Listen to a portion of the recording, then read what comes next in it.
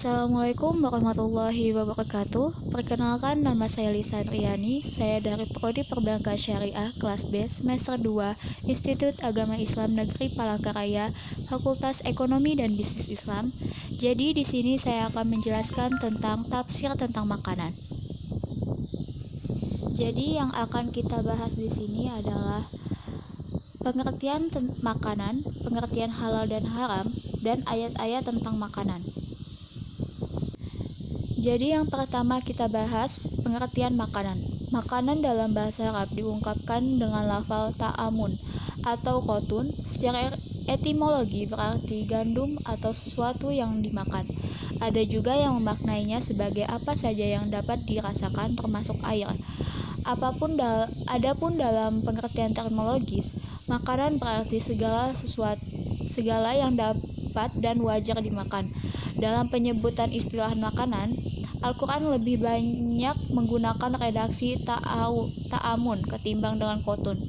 Hal ini dapat kita simak dalam beberapa firman-Nya yang tertuang dalam Quran Surah Al-Ghoshiyah, Surah ke-88 ayat ke-6, Quran Surah Abasa, Surah ke-80 ayat ke-24, Quran Surah Ali Imran Surah ketiga ayat ke-93, dan Quran Surah Al-Maidah Surah kelima ayat kelima. Pembahasan kedua kita mengenai pengertian halal dan haram. Al-Qardalawi mendefinisikan halal sebagai sesuatu yang dengannya tidak terurai ikatan yang membahayakan dan Allah membolehkan untuk mengerjakannya. Sedangkan Al-Syarawi lebih cenderung menyebutkan halal sebagai sesuatu aturan Allah Subhanahu wa Ta'ala yang dikerjakan oleh manusia. Selanjutnya ada haram. Haram adalah lawan kata halal. Al-Ghazali mendefinisikan sebagai sesuatu yang dilarang syara, berdosa bila dikerjakan, dan berpahala jika ditinggalkan. Sedikit berbeda dengan definisi sebelumnya, Al-Qardalawi mendefinisikan haram sebagai sesuatu larangan tegas Allah Subhanahu wa Ta'ala terhadap manusia. Apabila ditentang, manusia mendapat ancaman siksaan yang pedih di akhirat, bahkan juga terancam siksaan syariah di dunia. Selanjutnya yang akan dibahas adalah ayat-ayat tentang makanan. Konsep mengenai makanan yang halal dan haram di dalam Al-Quran secara garis besar telah Allah Subhanahu wa Ta'ala jelaskan dalam beberapa ayat. Yang pertama ada Quran Surah Al-Baqarah, Surah kedua ayat 186, 172, dan 173. Quran Surah Al-Maidah Surah kelima ayat 3, 4, 5, dan 90. Yang selanjutnya ada Quran Surah Al-An'am ayat ke 118 sampai 121 dan 145. Dan yang terakhir ada Quran Surah An-Nahl, Surah ke-16 ayat 115. Yang pertama ada Quran Surah Al-Baqarah, Surah kedua ayat 168, yang artinya, hai sekalian manusia, makanlah yang halal lagi baik daripada yang terdapat di bumi, dan janganlah kamu mengikuti langkah-langkah setan, karena sesungguhnya syaitan itu adalah musuh yang nyata bagimu. Quran Surah Al-Baqarah Surah kedua ayat 168. Dari ayat tersebut, manusia diperintahkan untuk mengkonsumsi segala makanan yang baik. Lebih detailnya, Al-Juhaili menyatakan bahwa makna thayyib dalam penggalan ayat ini bermakna makanan yang lezat rasanya, tidak berbahaya bagi tubuh dan akal. Maka dari itu, manusia dilarang mengonsumsi sesuatu yang menjijikan, mengandung syubhat dan dosa, serta tidak terikat dengan hak orang lain.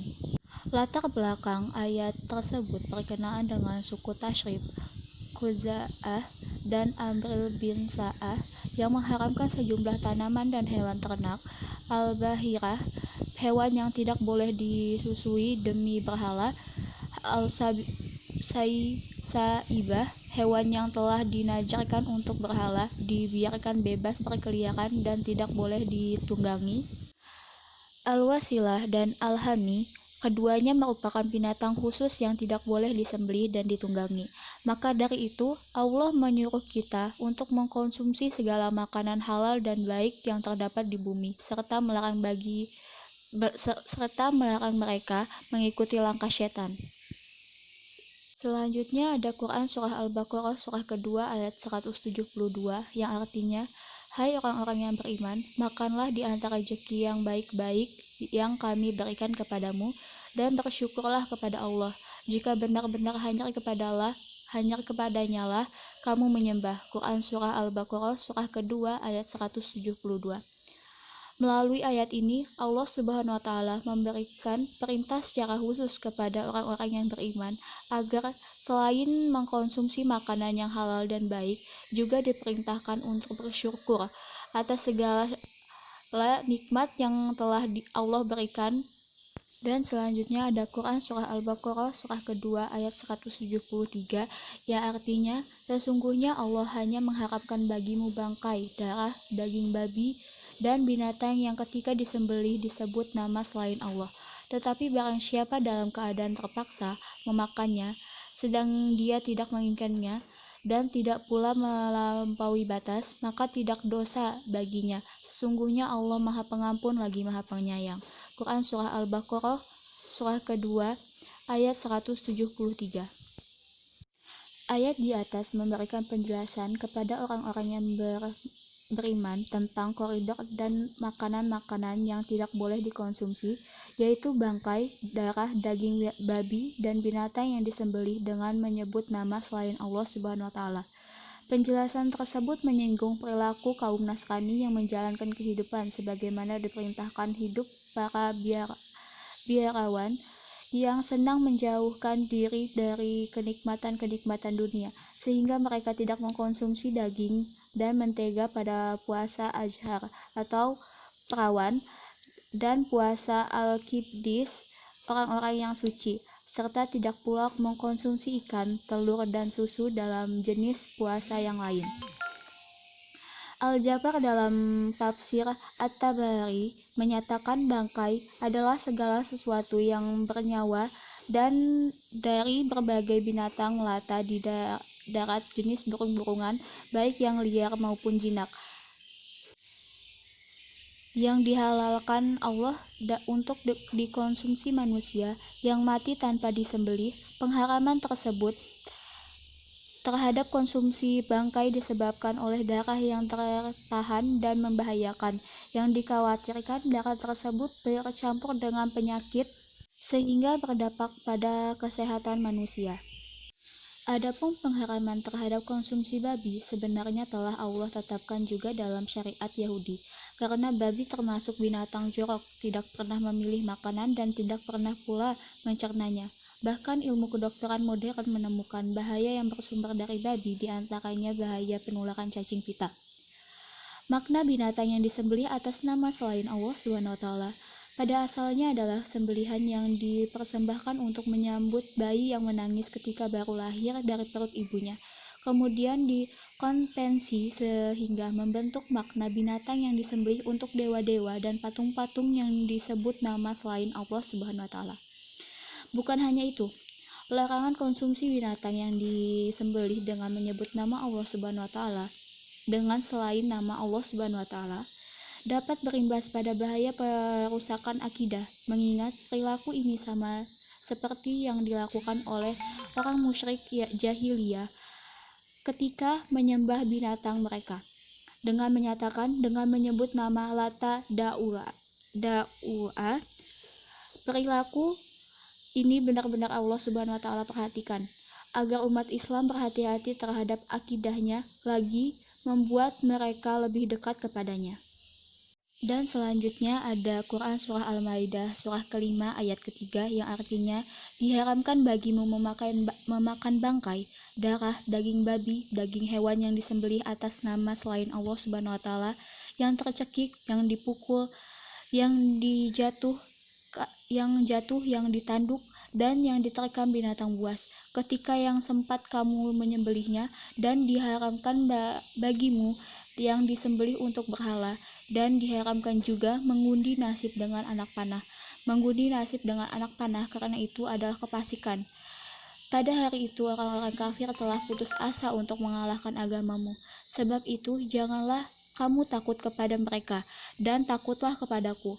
pada hari itu aku telah sempurnakan untukmu agamamu, dan telah aku cukupkan kenikmatanku, dan telah aku ridhoi Islam sebagai agamamu. Maka barang siapa terpaksa karena kelaparan tanpa sengaja berbuat dosa, sesungguhnya Allah Maha Pengampun lagi Maha Penyayang. Quran Surah Al-Maidah surah kelima ayat ketiga. Selanjutnya ada Quran Surah An-Nahl surah ke-16 ayat 115 yang artinya, sesungguhnya Allah hanya mengharamkan atasmu bangkai, darah, daging babi, dan hewan yang disembelih dengan menyebut nama selain Allah, tetapi barang siapa yang terpaksa memakannya bukan karena menginginkannya dan tidak pula melampaui batas, maka sesungguhnya Allah Maha Pengampun dan Maha Penyayang. Quran Surah An-Nahl surah ke-16 ayat 115. Secara umum, redaksi kedua ayat di atas tidak jauh berbeda dengan redaksi Quran Surah Al-Baqarah surah kedua ayat 173, hanya saja ada beberapa tambahan kriteria yang belum dijelaskan sebelumnya, yang Allah jelaskan dalam Quran Surah Al-Maidah surah kelima ayat ketiga, yaitu binatang yang tercekik, binatang yang dipukul, binatang yang jatuh, binatang yang ditanduk, binatang yang diterkam, binatang buas, kecuali yang sempat kita menyembelihnya, dan binatang yang disembelih untuk berhala. Adapun sebab turunnya Quran Surah Al-Maidah ayat ke-3 berkaitan dengan kisah Hibban Ibnu Hijr yang ketika itu sedang memasak bangkai bersama Rasulullah Shallallahu Alaihi Wasallam. Ketika itu pula Allah menurunkan firman-Nya kepada Rasulullah Shallallahu Alaihi Wasallam tentang pengharaman bangkai. Al-Jazairi memberikan penafsiran terhadap Quran Surah Al-Maidah surah kelima ayat ketiga bahwa bangkai adalah binatang ternak yang mati sehingga secara alami tanpa disembelih. Al-Qarni juga memberikan definisinya, bangkai adalah binatang yang mati tanpa disembelih. Secara syara hampir senada dengan Al-Qarni, Quraisy Shihab menyatakan bangkai adalah binatang yang mati tanpa melalui penyembelihan yang sah. Adapun makna darah yang dikehendaki adalah darah yang mengalir, seperti darah binatang yang memancar ketika disembelih, kecuali hati dan jantung, tetapi tidak berarti darah yang sudah dibekukan sejenis marus Jawa Didi boleh dikonsumsi, karena pada awalnya ia berasal dari darah binatang yang mengalir lalu dibuat sedemikian rupa sehingga menjadi beku, seolah-olah secara fisik serupa dengan hati dan limpa. Antara marus, hati, dan limpa adalah berbeda. Hati dan limpa bentuk asalnya memang padat, sedangkan marus tidak. Marus berasal dari darah yang dibekukan, sedangkan hati tidak. Karena hukum darah najis, maka hukum marus pun menjadi najis dan lagi haram untuk dikonsumsi. Oke, baiklah.